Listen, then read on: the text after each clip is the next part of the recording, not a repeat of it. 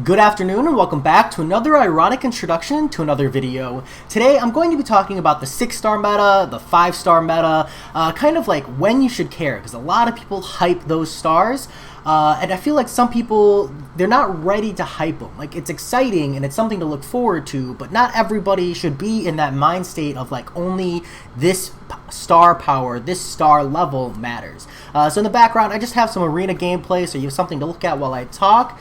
But I think that the question of are we in a 6-star meta it's a little loose, right? It's not like, yes, everybody in the community is in the 6-star meta, because that's just not true. In fact, I would say a good majority, probably somewhere in the 85%, give or take, maybe 70% range, are actually not in a 6-star meta yet. And like my evidence for this, a really good point I have is if I show you my 6-star roster, I am a hardcore arena grinder. I'm sitting on, a little over, I want to say 80,000, maybe 90,000 arena wins if the game will load at this point.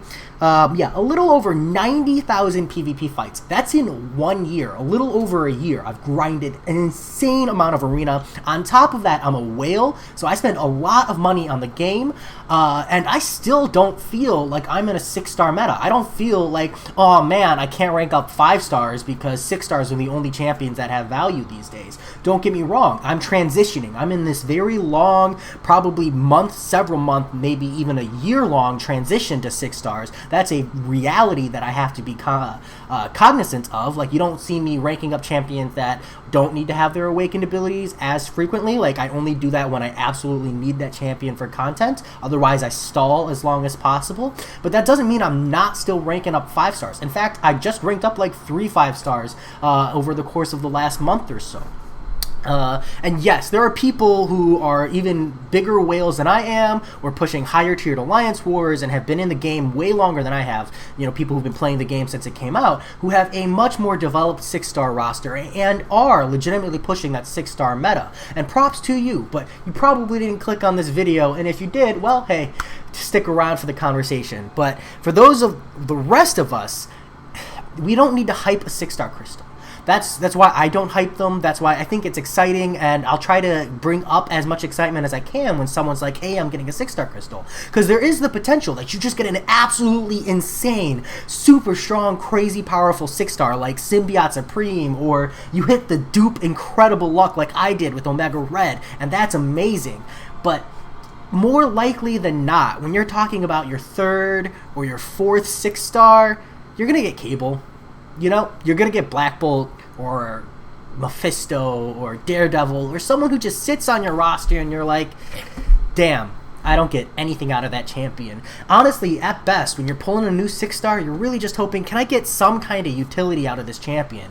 Can I get like a defender, like a Invisible Woman, or a poison immune passive heal block champion like Mysterio, or an unstoppable counter like Stealth Suit Spidey? Like, these are the dream pulls. These are like, damn, I actually got a 6-star I can use.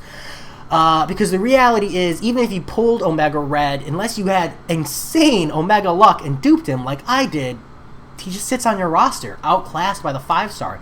Even my 6-star Omega Red is by far outclassed by multiple Sig 200 Omega Reds, because he needs that high Sig level. And so that's why you really shouldn't care. Not care, it's something you should be aware of and have on the back burner and be cognizant of, but it's not something you should force. You shouldn't say, oh, I have a 6-star unawakened Omega Red and a 5-star awakened Omega Red, which one do I bring up? The answer is obvious. You bring up the 5-star Omega Red. Only, in the situation where your 6-star is awakened, do you start to question that decision. So, when do you care, I think, is another option that, like, a lot of people might wonder, because, I've mentioned already that it's something that I'm thinking about. It's something that I'm in that long-term transition of, recognizing that reality of 6-star meta is on its way as I start to push it. And I think you start to care around the time, and this is just kind of like a good outlier, or a good mark indicator, you start to care around the time where nearly all of your 5-star crystals are dupes. Once you have like a solid roster and utility, maybe somewhere in the 7 to 10 rank 5 stars is when you need to start thinking about it. And when you've like officially transitioned into the 6-star meta is probably when you're sitting on somewhere between 12 to 25 max rank 5 stars, kind of depending on how much money you spend on the game. It's going to really vary, because obviously the more money you spend, the faster you can transition into a 6-star meta. But once you're like pulling a 5-star and it's like consistently a dupe, that's when you can start saying, okay, I should start thinking about 6 stars. And you don't think about it in the sense that you immediately replace all your 5 stars. They become immediately obsolete with 6 stars. You start thinking of it in the sense of like, well, I should start ranking up 5 stars that have a robust value. 5 stars that if I pull as a 6-star tomorrow, don't immediately lose their inherent value. So some like really great examples are like Captain Marvel movie, whose awakened ability is clutch for utility. I think it's really undersold. Everybody says you don't need it, but like there are so many instances where Captain Marvel movie's awakened ability is amazing. She's already a short burst powerhouse, so like a lot of times the fight is over by the time the invulnerability is gone, which means a lot for a lot of different node mechanics. You've got other champions like Nick Fury, right? Like you need to have him awakened in the first place. So if duping a 6-star is beyond, your feasible future, Nick Fury doesn't lose his value. You've got Quake, who can't be replaced by a 6-star because that doesn't exist.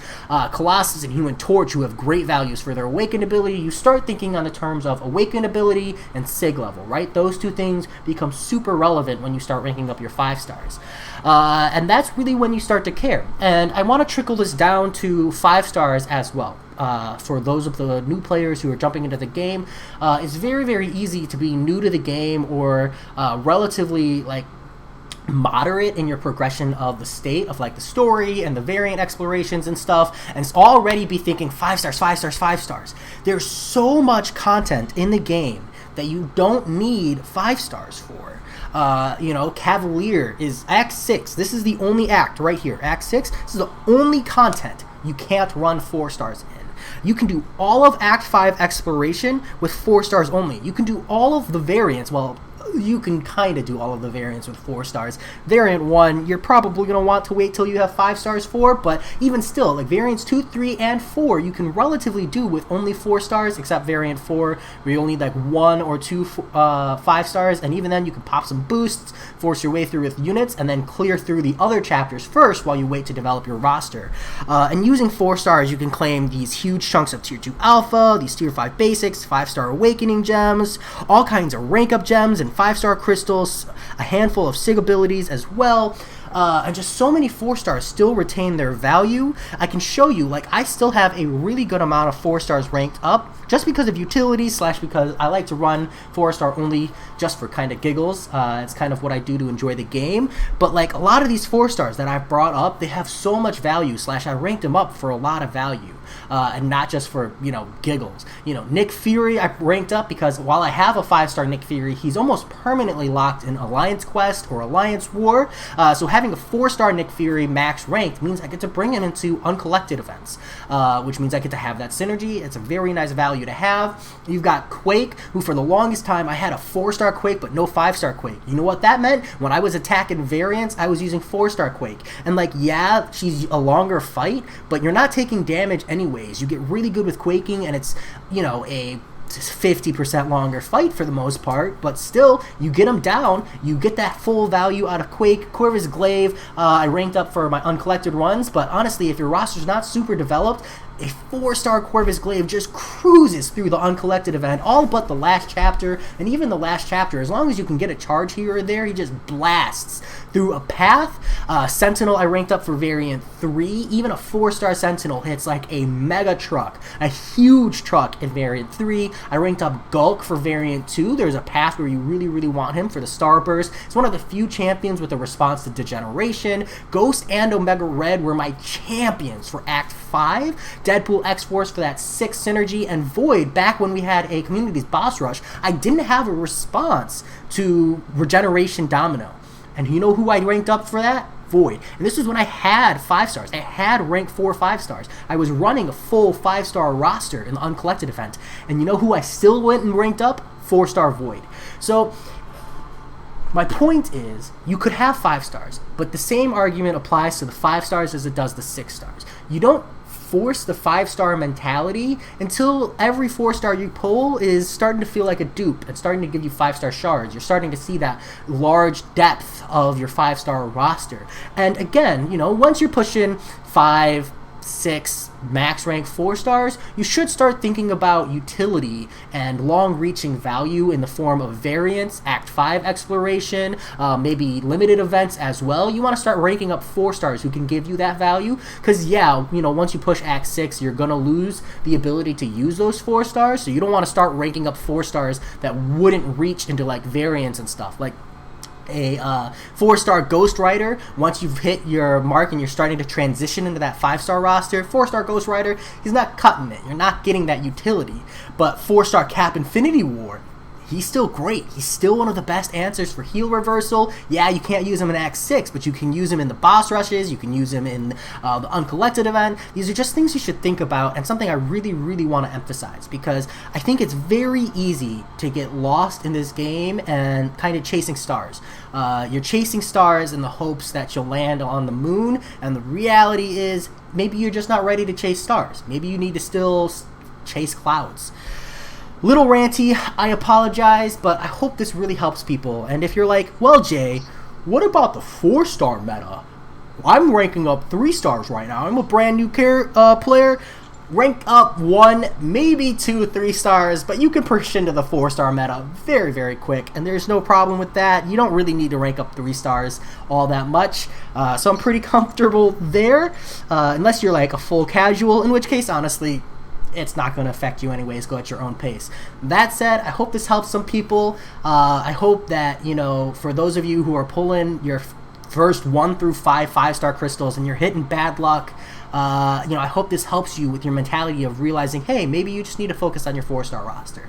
And those of you who are pulling your first 1 through 6 6-star crystals, you know, and you're hitting the full means, you're getting that daredevil going, curse kabam for diluting the roster. Just remember, like, the 6-star meta isn't there for you yet. It sucks that you didn't get lucky, but, you know, it gives you more of an incentive to reevaluate your 5-star roster.